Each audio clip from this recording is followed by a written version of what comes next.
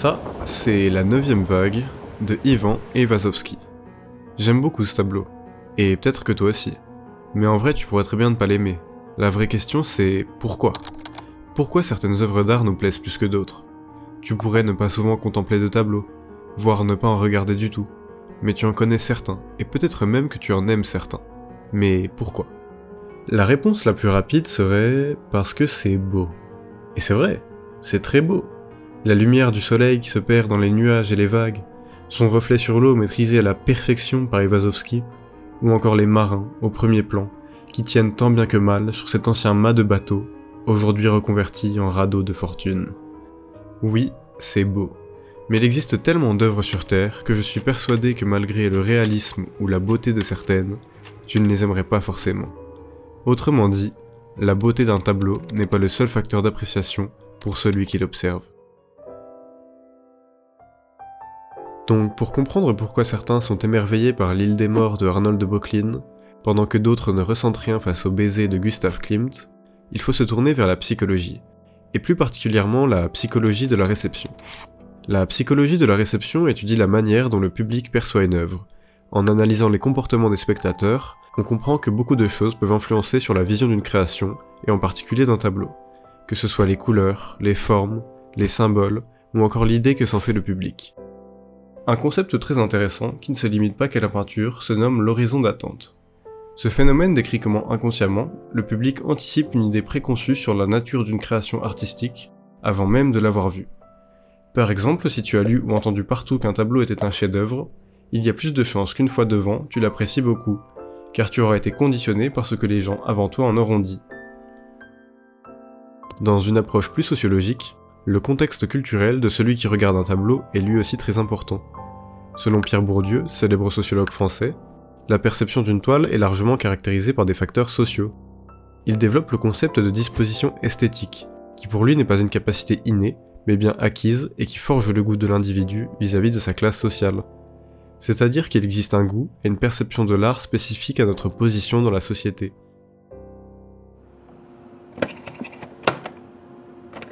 Dernièrement, j'ai vu un film très amusant où on demandait à des ouvriers, on leur présentait des tableaux, c'était des copies, c'est-à-dire des reproductions, on leur demandait ce qu'ils en pensaient. Bon. Et en fait, ils disaient « Oh, moi je sais pas trop quoi dire, ça me paraît bien, c'est pas mal, ça j'aime pas, etc. » Puis il n'y avait rien à dire. Puis on voyait un instant après, dans le Louvre, dans un musée quelconque de Paris, un type qui était évidemment un bourgeois d'après sa tenue, etc., bon, qui était accompagné de sa femme, qui regardait le même tableau et qui disait « Excellent, excellent, remarquable, remarquable ». Autrement dit, il n'en disait pas plus que le prolo de base. Simplement, il savait qu'il n'y avait rien à en dire. Mais rassure-toi, tes goûts ne dépendent pas uniquement de ta position sociale. Tes expériences personnelles influencent grandement ton caractère et ta vision d'une œuvre. Certaines créations évoquent par exemple au spectateur des lieux visités durant l'enfance, ou une émotion vécue à des moments de vie bien précis, exactement comme certaines saveurs et odeurs peuvent déclencher des souvenirs que l'on croyait oubliés. Et si je te disais qu'il n'y a pas que ton contexte personnel qui influence ta perception d'un tableau, mais aussi celui du peintre et les conditions dans lesquelles il crée l'œuvre ? Je m'explique. Je trouve que certaines toiles prennent une toute autre tournure en connaissant la vie de l'artiste et le contexte dans lequel elles ont été peintes. Et on va en faire l'expérience tout de suite. Je te présente La création du monde du peintre, graveur et poète britannique William Blake. Prends quelques secondes pour contempler l'œuvre, ses formes, ses couleurs, son personnage central.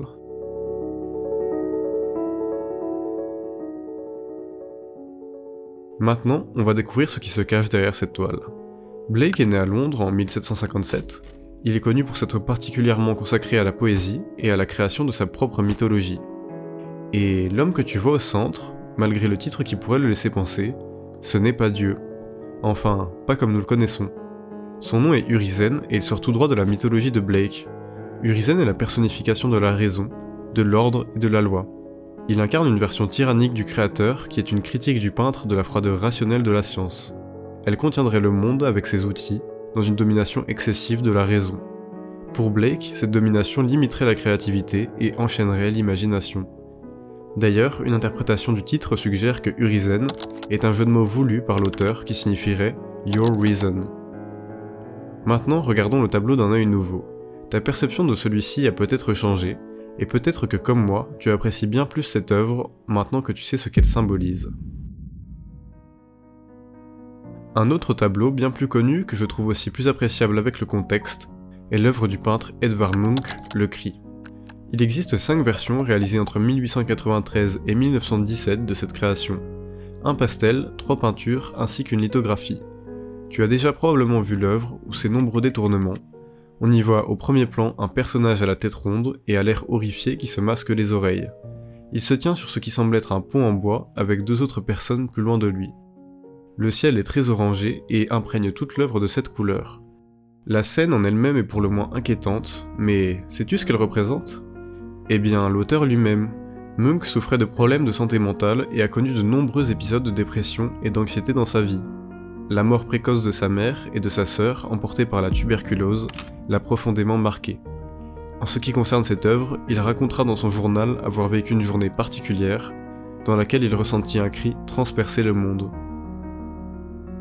Je me promenais sur un sentier avec 2 amis. Le soleil se couchait. Tout d'un coup, le ciel devint rouge sang. Je m'arrêtais, fatigué, et m'appuyais sur une clôture. Il y avait du sang et des langues de feu au-dessus du fjord bleu-noir de la ville. Mes amis continuèrent, et j'y restais, tremblant d'anxiété. Je sentais un cri infini qui passait à travers l'univers et qui déchirait la nature. Avec ce contexte en plus, la toile prend une toute autre dimension. On arrive presque à ressentir ce que le célèbre peintre norvégien a enduré ce jour-là. Et des œuvres avec des histoires fascinantes ou des trajectoires de vie d'artistes qui nous aident à comprendre un tableau, il y en a beaucoup d'autres.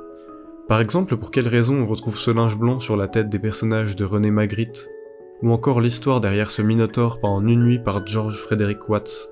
Ces peintures n'attendent que toi pour être comprises dans leurs ensembles, parce qu'il n'y a pas d'art sans histoire de l'art.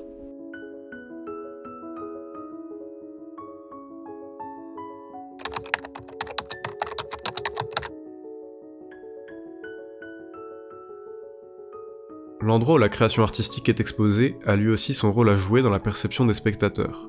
Tu as plus de chances d'aimer une toile en la contemplant dans un musée que sur un écran de téléphone, et de la même façon si l'œuvre est l'original plutôt qu'une simple reproduction. Et pour preuve, je vais te raconter une petite histoire. En 2013, à New York, par une journée ensoleillée, un vieil homme vend des toiles sur le trottoir. Ce sont en apparence des reproductions du célèbre artiste de rue anonyme Banksy. Jusqu'à 15h, aucune vente. Et puis, à 15h30, une dame achète 2 petites reproductions pour ses enfants. 16h, une nouvelle cliente repart après avoir acheté quelques reproductions pour $60 chacune. Et à 17h30, un homme venant de Chicago en achète lui aussi plusieurs pour décorer son mur. À aucun moment, ces gens ne se doutent qu'ils ont entre leurs mains des originaux, estimés à $20 000 chacun. Cette expérience, orchestrée par Banksy lui-même, montre à quel point l'environnement, le lieu, mais aussi la réputation de l'artiste influent sur notre perception de l'art. Si Banksy avait annoncé vendre lui-même ses œuvres à $60 sur ce même emplacement, ce trottoir aurait probablement été noir de monde. Et si ces mêmes œuvres avaient été exposées dans un musée, elles auraient reçu une bien plus grande attention que ce que les passants de Central Park lui ont donné ce jour-là. L'expérience individuelle de la contemplation de l'art est par essence subjective et la perception variable. Pourtant, le spectateur reste influencé par des critères sociaux objectifs comme la notoriété ou le cadre environnemental.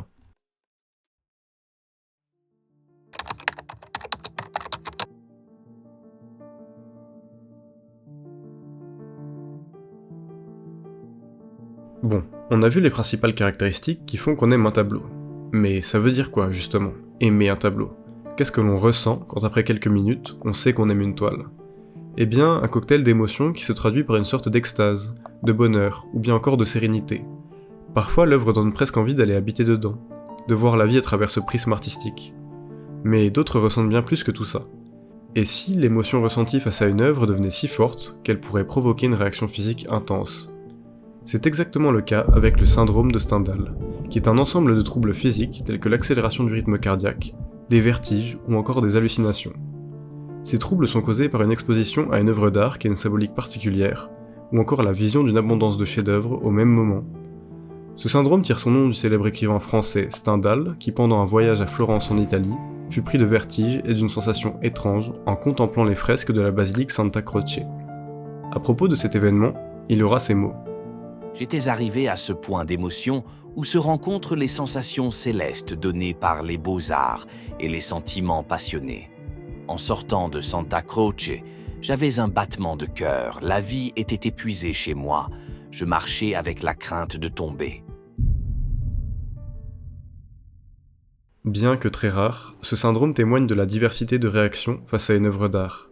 Mais aimer une toile, c'est aussi possible alors que les émotions qu'elle véhicule sont à l'opposé du bonheur. Par exemple, on peut être effrayé par l'univers du peintre polonais Beksinski et pourtant lui reconnaître un certain talent. De la même manière, les tableaux sur le thème de la tristesse, de la colère ou bien encore du regret ne manquent pas. Et sont souvent paradoxalement, je trouve, de très beaux tableaux, de par les émotions fortes qu'ils représentent. Nous l'avons vu, de nombreux facteurs influencent notre perception de l'art, et cette vidéo avait pour but de faire évoluer ton regard sur cette perception.